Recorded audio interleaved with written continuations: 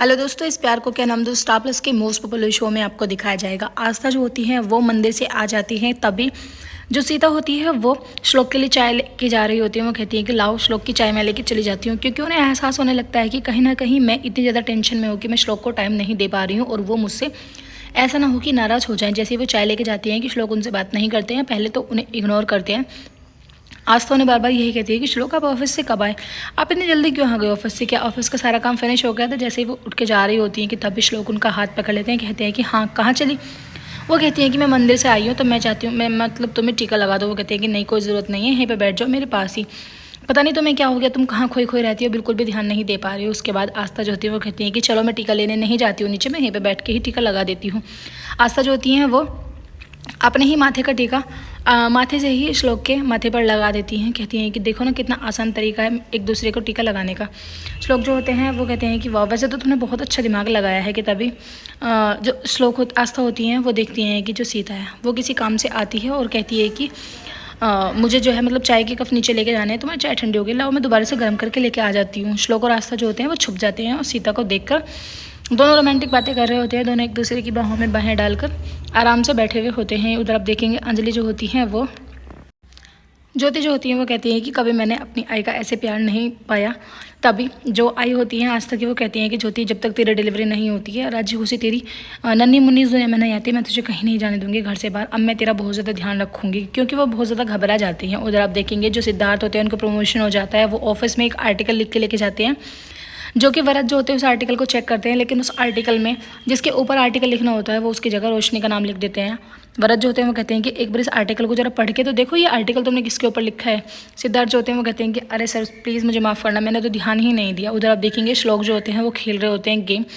वरद उनके पास आते हैं, वरद आके उनके कंधे पर हाथ धरते हैं। वो बार बार यही कहते हैं कि आस्था हट जाओ, मेरा बहुत अच्छा मैच चल रहा है, आस्था प्लीज़ मुझे परेशान मत करो। तभी वो वरद को देखकर कहते हैं कि अरे दादा आप कब आए, आपने मुझे बताया क्यों नहीं। उसके बाद ये लोग ज्योति को मिस करने लगते हैं। कहते हैं कि जब हम तीनों बहन भाई छोटे थे हम कितनी मस्ती किया करते थे ना इस घर में, लेकिन अब जैसे ही आई की डिलीवरी हो जाएगी उसके बाद हम उनको यहीं पर बुला लेंगे, 3-4 महीने के लिए आराम से यहीं पर रखेंगे, फिर तो एक नन्ही मुन्ना बच्चा भी उनके साथ आ जाएगा। उधर आप देखेंगे अभय और अभय की बुआ जो होती हैं वो निरंजन हाउस में अग्निहोत्री हाउस में पहुंच जाती हैं, जहाँ पर ये लोग ड्रामा करने लगते हैं। पहले से ही प्लान करते हैं, कहते हैं कि पहले तो हमें प्यार से बात करनी होगी और हम सारा जो बोझ है वो अंजलि के ऊपर डाल देंगे, क्योंकि हमें फिर कोई कुछ कहेगा भी नहीं। बोलना कि तुमने मंदिर में अंजलि से कहना कि तुमने ज्योति से बात की थी वहाँ पर, तुमने ही उसको छिपाया है। अंजलि जो होती हैं वो पहले तो हालचाल पूछते हैं, फिर अभय बाबू से कहती हैं कि आप ज्योति को छोड़कर ऐसे क्यों आ गए और आप कोल्हापुर से कब आए, आपने तो कोई इन्फॉर्मेशन भी नहीं दी, आपने तो कोई फ़ोन वगैरह भी नहीं किया। उसके बाद ज्योति कह के अभय जो होते हैं पूरे घर में चिल्लाने लगते हैं कि एक एक करके सभी वहाँ आ जाते हैं। श्लोक जो होते हैं वो कहते हैं कि हाँ क्या रुक का उतारा रखा है तुमने, आराम से बात नहीं कर सकते हो। वो कहते हैं कि आराम से बात करने की तो बात ही नहीं है, ज्योति 2 दिन से घर नहीं है और फिर अंजलि जी ने उसे अपने घर में छुपा के रखा है और मुझे बताया भी नहीं। तुम्हें पता है ना कि अंजलि पेट से जितना बच्चा उसका है उतना ही बच्चा मेरा है, मेरा भी उस बच्चे पर पूरा ही अधिकार है। तभी वहाँ पर निरंजन जो होते हैं वो आ जाते हैं। वो बहुत केड़े वाले निगाहों से अंजलि की तरफ को देख रहे होते हैं, लेकिन अंजलि बेचारे डरे डरे सहमी खड़ी रहती है। वो कहती है कि नहीं जवाई बाबू आपको शायद कोई गलतफहमी हुई है, मुझे ज्योति नहीं मिली है। वो कहती है कि तुम झूठ बोली हो, मैंने अपनी आंखों से देखा था कि ज्योति तुम्हारे साथ ही थी मंदिर में। अंजलि जो होती हैं वो अपनी सफाई पेश कर रही होती हैं कि तभी अभय जो होते हैं वो चिल्लाने लगते हैं। श्लोक कहते हैं कि खबरदार अगर तुमने मेरे बाबा की तरफ को चिल्ला के बात की, मैंने तुम्हें पहले ही वार्निंग दी थी कि अगर अब की बार ज्योति आई कि तुमने आंख उठाकर या भारी आवाज़ में भी बात करी तो मैं तुम्हें सुधार के ही छोड़ूंगा। ज़रूर तुमने कुछ गलती करी होगी, जब भी तो वो घर छोड़ के चली गई और फिर यहाँ भी नहीं आई।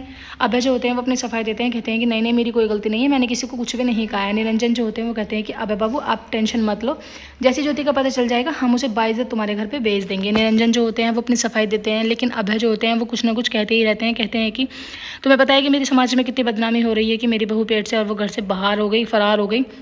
मैंने उसके सारे फ्रेंड्स वगैरह को फ़ोन किया है। उधर आप देखेंगे ज्योति जो होती हैं वो काकी के साथ बैठ के बात कर रही होती हैं। कहती हैं कि कभी मुझे ये वाला काकी वाला प्यार नहीं मिला है, कभी मेरी काकी ने मेरे सिर में तेल नहीं लगाया। उन्होंने हमेशा मुझे यही सिखाया है कि लड़की को अपने काम खुद से करने चाहिए। कि तभी अवधूत जो होते हैं वो एक पालना लेके आते हैं। कहते हैं कि देखो ना मैं कितना सुंदर पालना लेके आया, मुझे पता है कि ये पालना बच्चे के बाद आता है, लेकिन मुझसे रहा नहीं गया। मैं भी तो बहुत जल्दी नाना बनने वाला हूँ ना, इसलिए मैं जल्दी से जल्दी ये पालना खुद से ही लेके आ गया। उधर आप देखेंगे श्लोक जो होते हैं वो चेतावनी देते हैं, कहते हैं कि अगर ज्योति ने तुम्हारे बारे में कुछ भी गलत कहा, कुछ भी सच्चाई तुम्हारी बताई तो याद रखना कि मैं तुम्हें जिंदा नहीं छोड़ूंगा। एपिसोड की एंडिंग तो ऐसी होती है, आने वाले एपिसोड्स में आपको दिखाया जाएगा। निरंजन जो होते हैं वो अंजलि से कहते हैं कि घर से भागने की जगह तो वो आत्महत्या कर लेती तो कम से कम मेरे आंसू तो निकलते। ये सब बातें आस्था जो होती है वो पीछे से सुन रही होती है, कहती हैं कि बाबा तुम्हें अपनी बेटी की नहीं पड़ी, तुम्हें सिर्फ अपनी इज्जत की पड़ी है, जो कि 2 कौड़ी की इज्जत तुम्हारी नहीं रह जाएगी अगर मैं सच्चाई सबके सामने लेके आ जाऊँगी। वीडियो अच्छा लगा लाइक